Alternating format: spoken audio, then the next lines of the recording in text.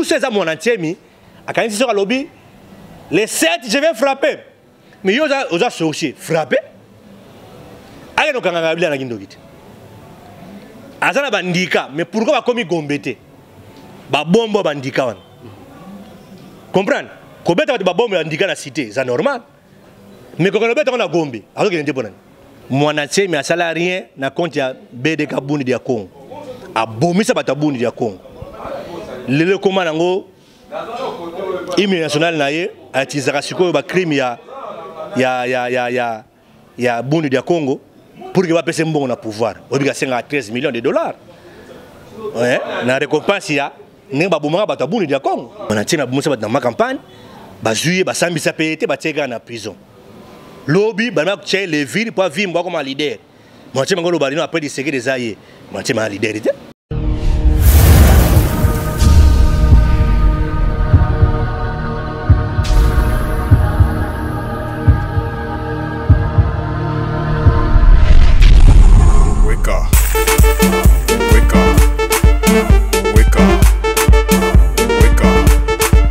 Ok, voilà, bonjour à vous et bienvenue sur le www.visionplustv.com qui sont des informés de votre divertis. Je suis là, votre humble serviteur Jeffer Mkwete, les phénix de la presse et Kande Babaka qui est la lumière soit et la lumière fille. Voilà pourquoi nous sommes là pour vous informer, vous éclairer par rapport à différentes actualités aux les Kabongo, Nakati, Yavil, Parmas Nabiso. Et sur ce, nous recevons pour vous l'honorable Kovo Ingi, la question de parler d'actualité. Les Lona Kizaki, vraiment à Koinda. Et sur ce, Bongo Mwanamboka, honorable. Kovo Inge, la question de parler d'actualité parce que j'ai isolé Kapenza Mingi Awa Babino et mon amboka honorable Kovo Inge. Bonsoir. Bonsoir. Et bonne nonson. Très bien. Et honorable tout bandamama parce que les autres monde dirait qu'on est comme terrain de football et côté dossier Chebea côté dossier s'il a raté et les lots au sous il y a des crimes les lots sous moi n'enseigne à une deuxième épisode deuxième on sait pas troisième épisode mais bino balobeli et ya bana mboka bosawana bosulu bailo côté jusque là. Merci Negonangai na bandi na lobi makamebele ya mondeko Mwanatsemi. Mwanatsemi c'est un comédien. Mwanatsemi a salarié na bako en tant que leader rien. Mwanatsemi a salarié na compte ya BDK Bundi dia Congo. A bomisa bata Bundi dia Congo. Lele koma nango hymne national na ye a tizaka sikoyo ba crime ya Bundi dia Congo pour que va passer un bon pouvoir. Obligation à 13 millions de dollars. Ouais, la récompense ya n'est pas bon bata Bundi dia Congo. A joie yango te. Ani ozana pouvoir de Simbate. Ani na proposer nego Kabila batie vice-président pour que Congo ait une transition à 3 ans. A joie rien. Bomona ba ventile ça na bomisa ba dans ma campagne. Comprendre? Donc a bomisa ba dans ma campagne. Mona tina bomisa ba dans ma campagne. Ba juillet ba sambi ça pété ba tega en prison. Lobby ba na tché les villes pour vivre moi comme un leader. Mona tina ngolo balino après des séquelles des aïeux. Mona tina ma leader. Mona tina ma leader. Aïe peut des séquelles. Mon atemi appelle ça Kabila Mbote dans les beaux côtés. Appelle ça na Congo, on appelle ça Mutumbo dans les beaux côtés. Muto ya Fukamela appelle ça Mbote dans les beaux côtés. Président de Tshisekedi. Donc c'est pour te dire que le président de Tshisekedi est supérieur naï. Comprendre? Est supérieur naï. Spirituellement, comprendre? Na domaine tout à côté de Tshisekedi. Et vu que le président de Tshisekedi a confié en moi, il relève l'opposition. Il y a un opposanté, à cause de relève l'opposition. Mon atemi est opposanté. Aza leader spirituel ya BDK. Comprendre? Bon basa ba mystique na bango wana ya ba Congo ya bondoki wana basa na wana bazana makamuna bango wana. Comprendre? Aza leader politique. Comprendre? Pour preuve na élection, comme député asalini. Akima parlement. Atika politique abina tiki politique. Alors on a Zambala. To kimisa mon atemi na parlement. Akima. Alors on a Zambala. Nous avons un longue tiki politique, comment tu dis comment tu as une tiki politique à une campagne de voter. Tant que tu dis que tu as découvert que à ça l'alliance de la majorité pour ça un crime. Sur la musique de la Yéli Bosso, ça un crime. Si tu as souci basé sur un régime, souci c'est de balobi jamais que Kabund, Félix Tshisekedi, faut pas Karabango. Mais jamais la police ni les responsables de la majorité, basé sur il faut que Kangamon entier. Faut que Bundi dia Congo. Jour ba bimaka bakanga mon antemi. ba mema monantie mais ba côté na prison mais ba jeep militaire et mema ba makesa ba do BDK ba na kotika bango tina village na bango na mayombe kuna kulaninga jeep ba militaire camion ba militaire et réparti bango na mayombe comprendre yé ba memie na prison ba sambisa bango te ba luka ko bango te oya bango ba to kanga il faut kanga ba IDPS il faut kanga Félix il faut kanga Abundu weza ka slogan na sekuna liste za mulai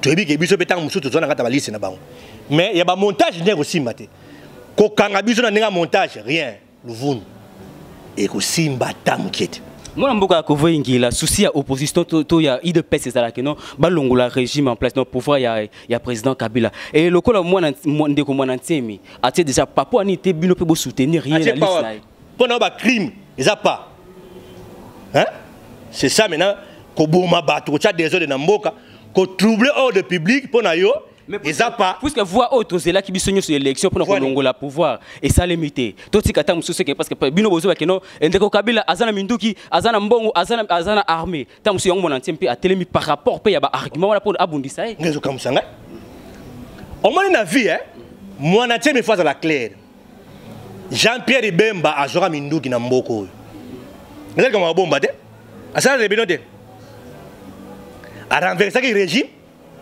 Jean-Pierre Bemba le régime quoi qui na ville qui ça oh massa c'est bête Jean-Pierre Bemba contre ba pouvoir en place massa c'est bête toka hein Jean-Pierre a qui mérite dans l'ambassade d'Afrique du Sud MONUSCO juillet bimisa na avion kenda ba militaire na qui mérite na bateau bakati ba na Braza ba soda bele ba kufa est-ce que le régime quoi et changaki le régime au changé pas c'est massa c'est bête go ou bien pour des autres mots ça na ville qui ça té et ça na méthode oyo et quoi c'est un régime oyo ça les mara partout méthode ngo zanine de comprendre na ko ba méthode wana té pour nga le ba méthode mais parce que biso on a posté changement ya mboka na lobby hein changement ko ya mais méthode oyo ba sala que changement côté mais batama ele ba bien outi et ça ba bana té ba lo baté wala la délinquance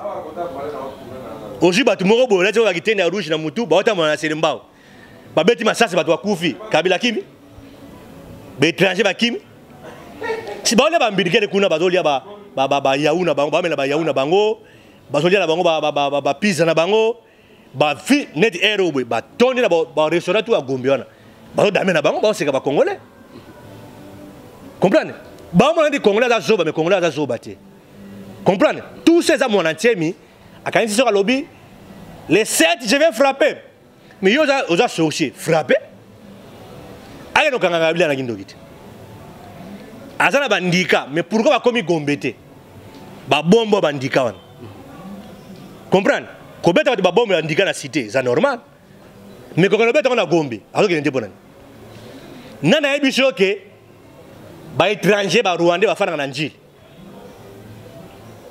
ba Ougandais ba fana na njili nani aucun quartier 4 quartier 7 quartier 1 quartier 2 bon c'est des autres après ba bête lacrymogène benda ba donc ba kimi na bango comprendre donc régime ba benga na ngonde ngona te comprendre moi na temi c'est un congolais il faut ba respecter ba congolais azana respect na ba congolais te azana aucun respect na peuple congolais surtout ba responsable politique azana respect na bango te alors se permettre à balini rassemblement na balabala boza liboso peuple sima ya représenter un ordre mon antenne na représenter un ordre ya azana na représenter un ordre mon antenne azo confondre BDK na ville Kinshasa to na Congo koza leader à BDK za leader koza leader na Congo te mon antenne aza leader ya BDK aza leader na Congo te ce n'est pas un leader politique.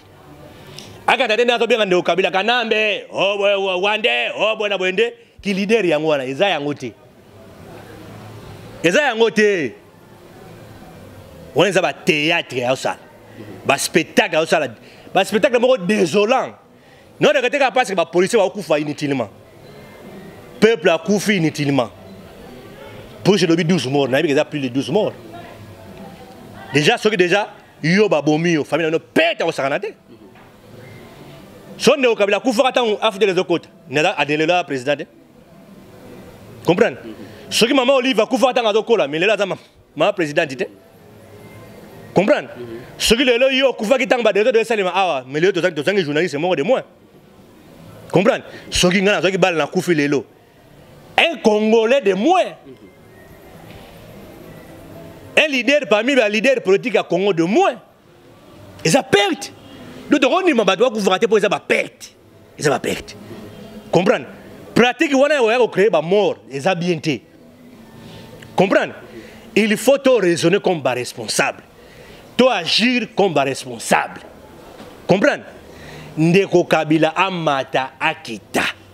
Avimba na ngo vimba. Ndeko Kabila okende naye. Na bisi yo kangada talelo ndeko Kabila zo kende naye. Azo panzabino bosali ba set a panzi bosali raso bosali azo panzabino nyos. Azo panzabiso te. Ah c'est distrait. Ah c'est distrait.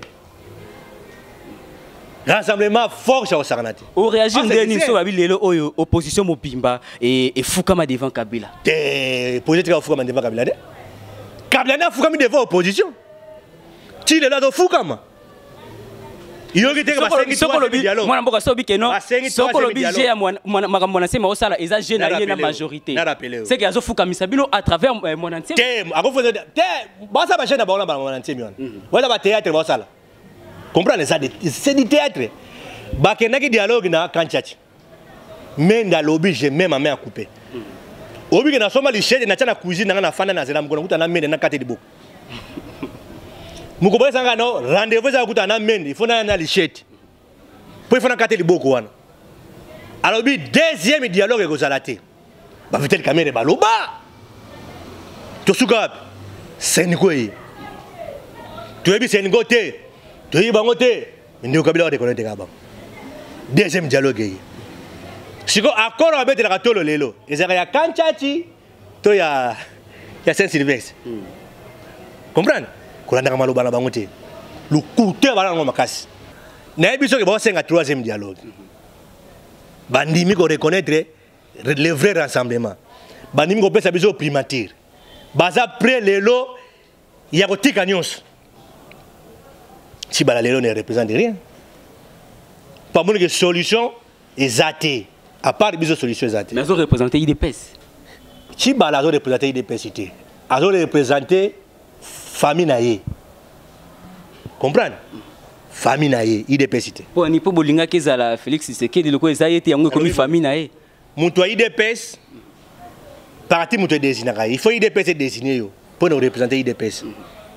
Comprendre? Nenga aza na mda IDPS. Na ko engager IDPS. Bon statut musa na ngozani. Règlement d'intérêt à parti musa na ngozani. Si nous représenter parti, il faut un mandat à parti. Parti désigné, il y a désigné. Il y a bien un parti, il y a un lolenge na yemoko. Abeti ba copine ya banana onkala. Il y a muda fidèle. Bata ba fidèle ali boso. Et bimika katanga comme na primature. Et ba image, naturellement ba image. Il y a et bimika katanga comme na primature. Et pendant tout ce temps kazali na kati ya IDPS ezaki na se. Té. Tanga na IDPS, azo se cacher. Comprendre? Azali ko se cacher ti bonai ko bomba etoloba. To bomba ngete, ba bomba mutu te. Bomba na IDPS, bomba na IDPS, ba bomba ngane. Ba bomba ngade. Comprendre? J'ai vu ma vie. Mais si on attend ma belle, on sait quand même qu'on si au moins que quelque part moi na mboka pe Kabila zo sala pe moi musala na ezo monite. Kabila. Kasi yende mtayo chapeauté mboka sina nyoso za maboko na yeti. Makambo pena courant tali Kabila. Kasi mboka ya yeti. Mboka za Kabila. Metango bobi ke no mai nini bonini ni boze ya yeti. Do yo teka Congo na Kabila. Do yo zo reconnaître que no Congo comme ya Kabila. Biso nyoso neto soto babonse ke biso so teka Congo. Yo no zo reconnaître. Yo. Kabila somba Congo te. Congo c'est Kabila te. Kabila doit diriger Congo à Okende. Mais Congo c'est aïe te. Congo c'est ba Congolais. Tout Congolais Congo c'est aïe.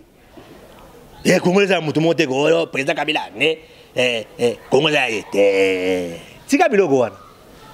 Congo c'est biso, Congo c'est biso, Congo c'est ba Congolais. A soit qui mandat aussi là et s'il est dans le coup déjà pour ça illégitime. Illégitimité là tient à degré nyos.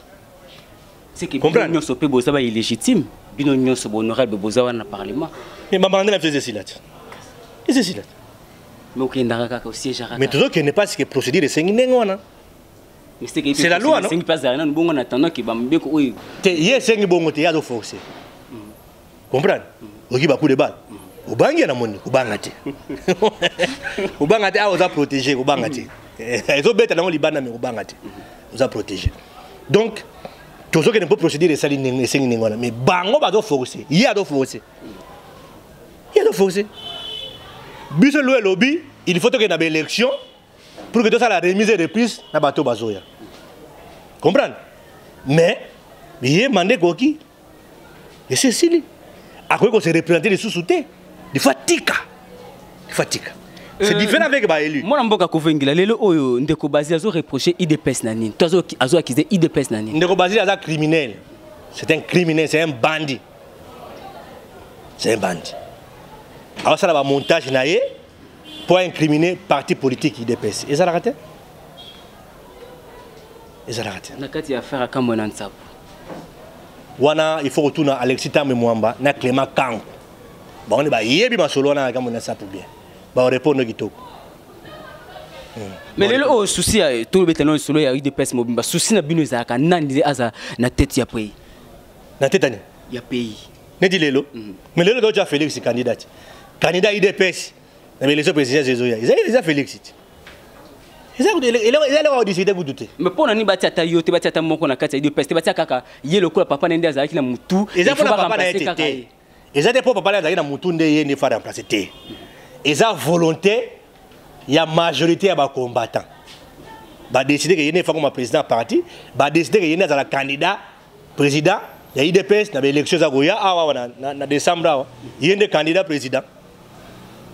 Donc comme tu as dit IDPS, tu as dit société, il y a des gens qui ont été ils ont grâce à bénéfice de combattant, le jour où les combattants ils ont et comment le jour où les comprendre. Donc comme ils ont ok, voilà, merci beaucoup. Les Congolais nous sont dans vision. Plus, retenir un passage dans la vision. Retenir que Maradi ville morte, combattant tout faveur n'a parlé. Donc le 7, le 8 lobby ville morte, le 9 ville morte. Tout quand ça va combattre tout bunda na bango, on va tirer sur la kenda. Comprendre? Tu honorer ma mémoire na bango. Tu honorer ma mémoire na bango. Et ça fait contribution à biso, na kata lutte de ça pour le changement na kata mboka, pour l'instauration et état de droit et pour la démocratie na kata mboka. Donc pour nous honorer bango, il y a 2 jours successifs pour que ma solo il y a opposition et qu'il est bien tout fonctionnera pendant des années. Pendant des années parce que parce que kufa basala ba cimetière était parce que kuna bango musika to ebité so bango tout basala ka to ba cimetière na bango to ndo no tikela ba fololo mais moi mukeka to no tikela ba fololo mais majorité kuna bango sans cimetière. Donc il y a ça la biso pas si ça façon to bunda to kan ça bango ça la biso pas si trop. Pour toi, on a petit, on a masse, on a grand frère, on a vieux, on a mère, on a daya, du coup là, lit. Donc ça va se passer, on monte 2 jours, quand tu as bango, après tu continues, lit na biso quoi. Ok, merci beaucoup. Ok, voilà, merci. C'était là l'honorable Kovo Ingele, question de Paris d'actualité politique.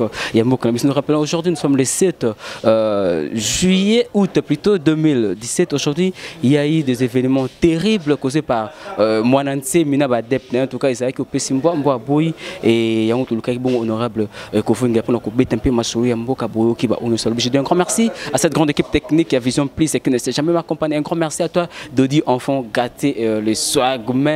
Mimawet de la part de Dodi enfant gâté. Un grand merci à Bella Dinganga, Mila Woumela Simbali Bende parce que yo au Solar Kito qu'on a vu sur équipe Nombomba. Un grand merci à Hiller Clark Nyo Kabranda. Un grand merci et n'a papa Kololo Ifaso papa na Jordan Kololo Diogo merci pour l'assistance nayo et n'attends pas c'est ça avec Ngabia Makasi. Merci beaucoup à Yannick Makangila mon frère mon pote et un grand merci à Mimawetu et Nabatunius Bongo je ferme micro téléphonique et surtout abonnez-vous massivement à la Vision Plus vous ne serez jamais déçus et pour être informé à temps réel et vous mettre au cœur de l'actualité. D'ici là, portez-vous très bien. Quand on m'a dit faire mes côtés, les Phoenix de la presse, je prends rendez-vous prochainement, toujours dans ce même site, Claps.